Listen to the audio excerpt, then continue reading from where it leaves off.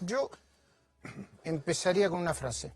Empezaría pidiéndole a las autoridades, al gobierno, que antes de hacer el más mínimo anuncio, reconozcan que lo peor está por venir. Y ahora les voy a explicar por qué. Vamos a hablar de fútbol, de dólar, de los argentinos, de las consecuencias profundas de la suba del dólar.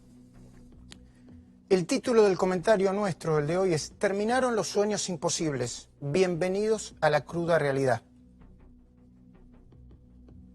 ¿En qué se parecen la triste despedida del Mundial con la interminable suba del dólar que empezó el 25 de abril, casi llega a los 30 este viernes, y que todavía no tiene techo?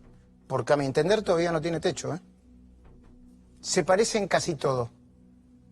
Para empezar, si este fuera un país normal, con una conducta colectiva, entre comillas, sana, tanto la derrota deportiva, la vergonzosa derrota deportiva, como la depreciación del peso, es decir, la caída de tu economía y la mía, la caída de la riqueza del país, deberían funcionar como una alarma, como un baño de realidad,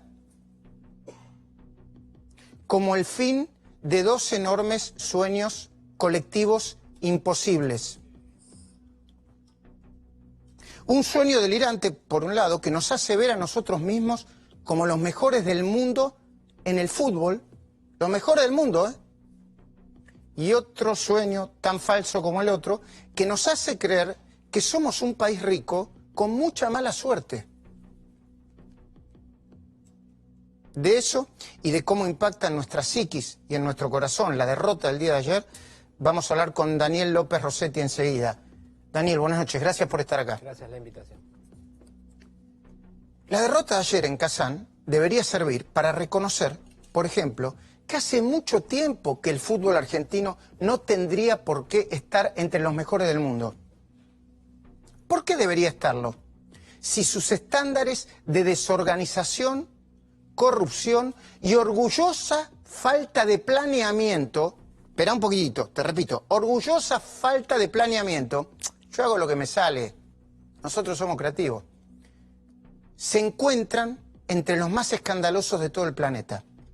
Si me apuras un poquito, hasta me atrevería a decir que fue casi una cuestión de suerte y no de lógica que hayamos pasado las eliminatorias.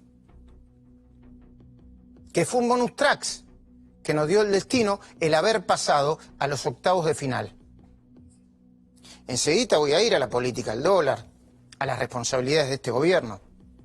Jorge Sampaoli, Claudio Chiquitapia, Hugo Moyano, Daniel Angelici, el 38-38, el frustrado amistoso contra Israel, la malograda visita al Papa, el fútbol local sin hinchada visitante, lo anotás, ¿no? Son apenas nombres propios, situaciones en tránsito de una larga enfermedad crónica y mal curada.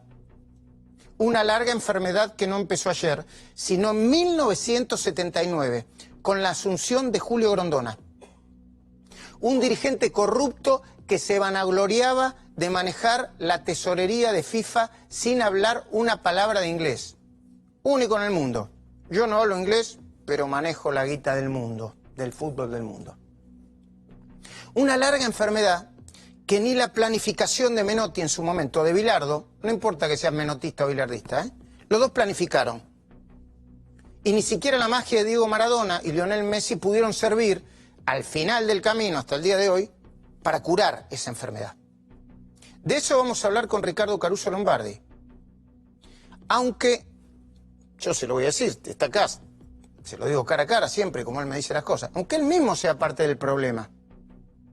¿Por qué es tanta la confusión y la desazón que provoca este momento del deporte más popular de la Argentina y del mundo, que Caruso se transformó en una de las voces más sonoras y escandalosas, porque hay escándalo alrededor de él, a pesar de él o a veces con él en el medio?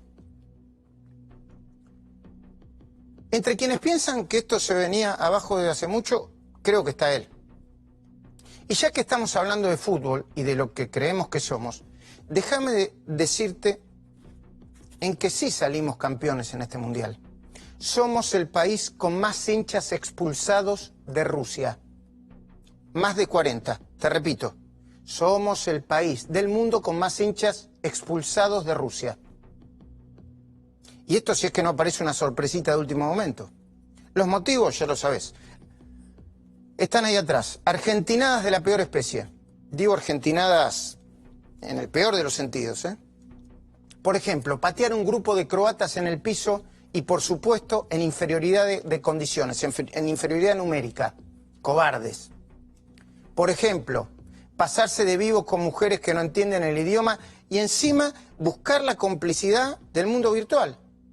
Como si todo el mundo estuviera obligado a entender ese humor machista, retrógrado y de mal gusto. Por ejemplo, tirarle un botellazo a un periodista argentino y echarle la culpa, después en una red social, por la suba del dólar. Ese comportamiento en especial sintetiza en un solo agresor lo peor de lo peor de lo peor de la cultura argentina. Porque yo estoy seguro que ese agresor no se puso a pensar, primero que él tenía los dólares suficientes como para viajar. Lo felicito, se lo habrá ganado en buena ley. Pero ni siquiera se puso a pensar en las consecuencias y el impacto que tuvo su comportamiento en la imagen del país. Por suerte, la ministra de Seguridad, Patricia Bullrich, lo mandó de vuelta. De eso vamos a hablar con la ministra de Seguridad, Patricia Bullrich, quien no solamente tomó, en este caso, la correcta medida de quitar a cada uno de esos argentinos el Fan ID, sino también compartirlo con la opinión pública. Y por supuesto, también vamos a hablar del dólar, con alguien que conoce muy bien el comportamiento de los mercados, Claudio Suchovicki. Porque si se mira con detenimiento cómo llegamos a un dólar de casi 30, o por qué la economía argentina es la más vulnerable del mundo, no solo vamos a encontrar explicaciones muy lógicas, también le podría servir al gobierno para modificar de una vez por todas esa estrategia de comunicación que consiste, a mi entender, en vender optimismo para ganar elecciones, en vez de reconocer la profundidad de la crisis. Ya sabemos que parte de la corrida se explica por la guerra comercial entre Estados Unidos, China y Alemania. Ya sabemos también que los fondos de inversión del mundo, los grandes, los chicos, los medianos, se están sacando de encima a una velocidad inusitada todos los bonos soberanos de los países emergentes, como la Argentina. Ya sabemos incluso que Argentina ha sido el estado que más bonos ha emitido, o para decirlo de otra manera, uno de los estados que más se ha endeudado en el exterior para financiar un déficit fiscal crónico que viene acumulando y aumentando desde hace 70 años. Claudio, buenas noches. Un placer. ¿Estoy diciendo pavadas o los datos No. son Te datos? discuto algunas cosas, pero está muy bien. Bueno, el contexto es el que plantea. Correcto. Ya nos dijeron además que la sequía del campo se comió por lo menos un punto de crecimiento.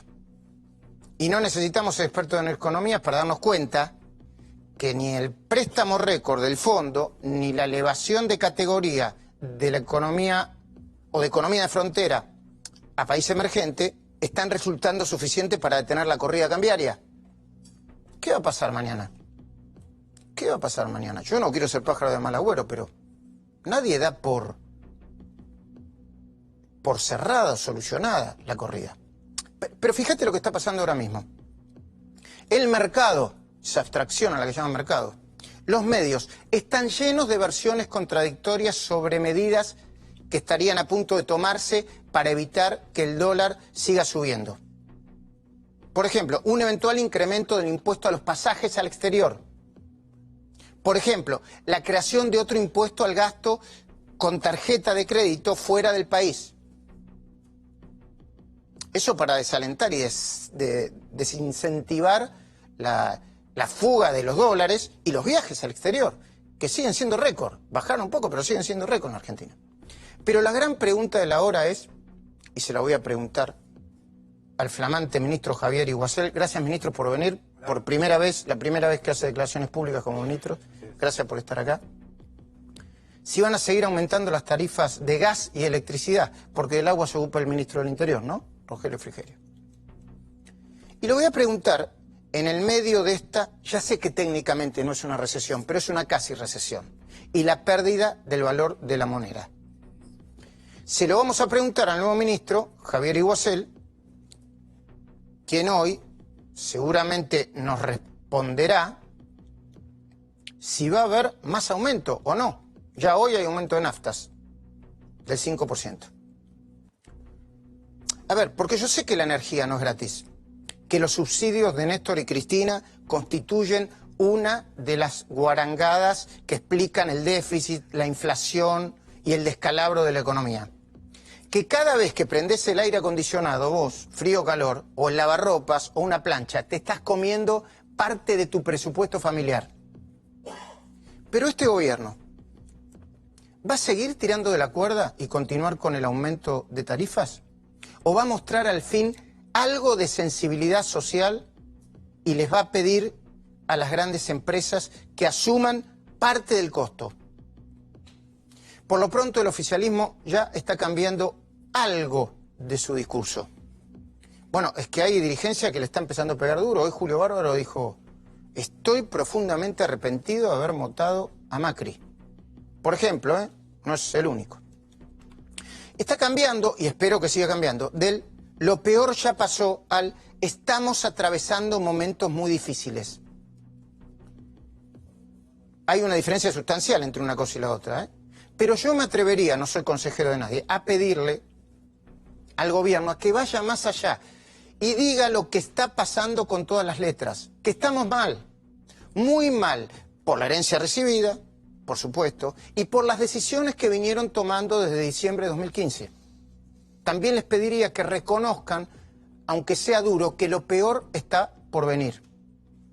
¿Para qué? Para prepararnos como corresponde y no seguir soñando sueños imposibles, como el del Mundial, o creyendo en los mejores del mundo, o imaginando que Dios es argentino, o que tarde o temprano va a llegar un nuevo Messi en el fútbol, en la economía o en la política, que nos va a terminar salvando de nuevo de un superajuste o una nueva hiperinflación.